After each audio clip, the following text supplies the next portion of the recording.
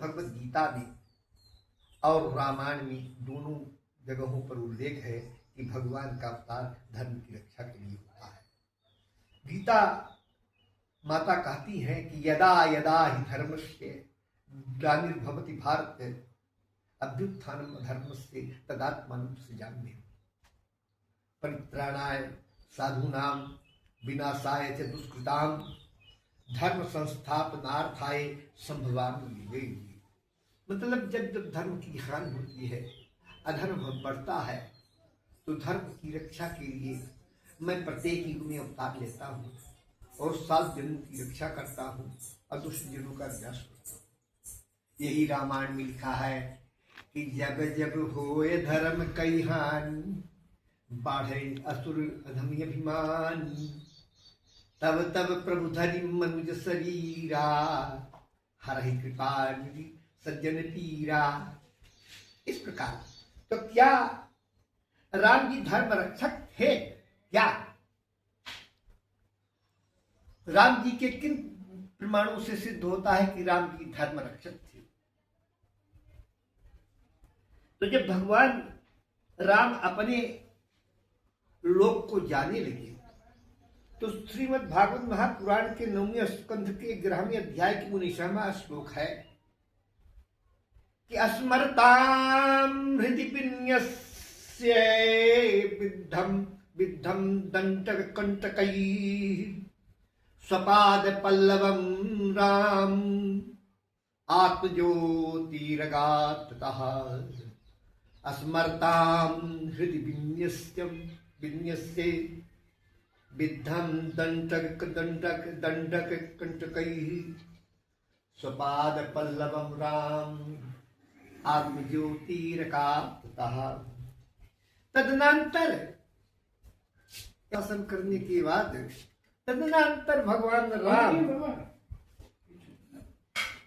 अपना स्मरण करने वाले भक्तों के हृदय में अपने चरण कमल स्थापित किए अपने भक्तों के हृदय में।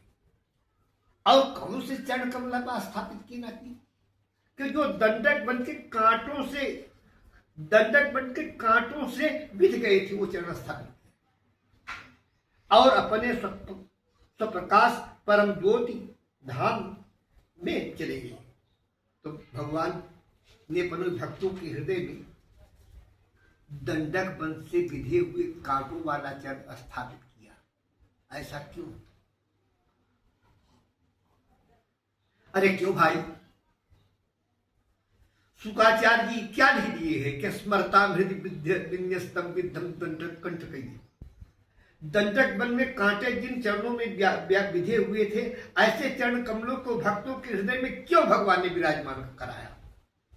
अरे सीता भगवती की मंगलमयी सैया पर समासीन जो चरण है, या कौशल्या के लालित अंक पर जो चरण विराजते हैं, या चक्रवर्ती नरेंद्र के उत्संग में लालित रामचंद्र राघवेंद्र के युगल पादारविंद, ऐसे चरणों को भक्तों के हृदय में क्यों नहीं विराजमान कराया? भगवान के जब चरणों में कांटे लगते थे तो कभी निकालते नहीं थे, उनके चरणों के कांटे विधे रहते थे। और यदि भगवती उस कांटों को निकालना चाहती थी तो निकालने नहीं देती थी। क्यों? इसलिए कि यदि भगवान के चरणों में कांटे लग गए हैं और उसको निकाल करके अलग कर दिया जाए तो भक्तों का जो है विश्वास छूट जाएगा कि कांटे भी तो हैं, भले कांटे हैं लेकिन भगवान के चरण को स्पर्श किया है, प्राप्त किया है, तो भगवान ने उसको अलग कर दिया है। इसलिए सिद्ध करने के लिए कि चाहे कोई भी कैसा ही व्यक्ति हो, हमारे चरणों का आश्रित लेगा तो हम उसको त्यागेंगे नहीं। इसलिए भगवान उन कांटों को निकाला नहीं। ऐसे चरणों को स्मरताम हृदि विन्यस्तम विद्धम दंडक कंटकैः स्वपाद पल्लवम राम, ऐसे चरणों को अपने भक्तों के हृदय में विराजमान कर दिए। तो नहीं विद्धम दंडक कंटकैः चरण विराजमान करवाया। भगवान के चरण कमलों में कांटे चुभे हुए हैं, अब विराजमान करवाया। क्यों? ये शिक्षा देने के लिए कि हमें भी अपने पूर्वजों के मान मर्यादा के लिए हमें अपने पूर्वजों की मान मर्यादा के लिए, अपनी संस्कृति की रक्षा के लिए, अपनी धर्म की रक्षा के लिए, अपने देश की रक्षा के लिए ध्यान बना रहे और कांटों में जूझना सीखे। हम भी धर्म की रक्षा के लिए, अब धर्म की रक्षा तो मोदी जी, योगी जी कर रहे हैं, सनातन धर्म की रक्षा के लिए जो जो बीड़ा उचाया कर रहे हैं, और हम इतना नहीं कर सकते, है ना।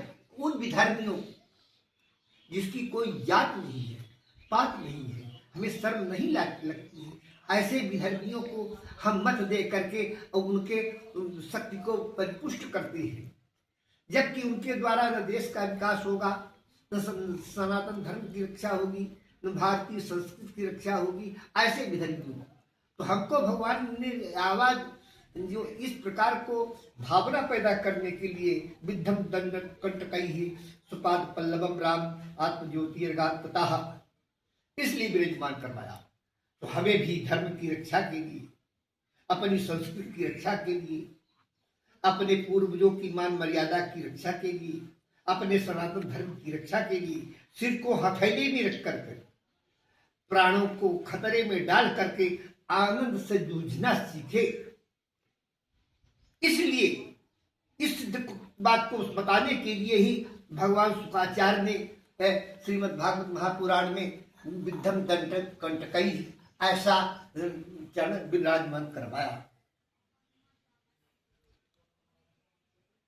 इसीलिए गोस्वामी तुलसीदास जी कहते हैं कि राम नाम को अंक है, राम नाम को अंक है, सब साधन है शून्य,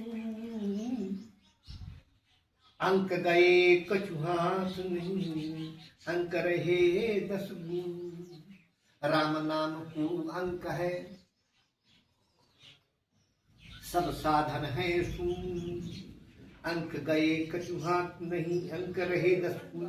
भगवान का मंगलमय जो नाम राम है, जितने साधन है सब शून्य, गिनती है 1, अब साधन शून्य।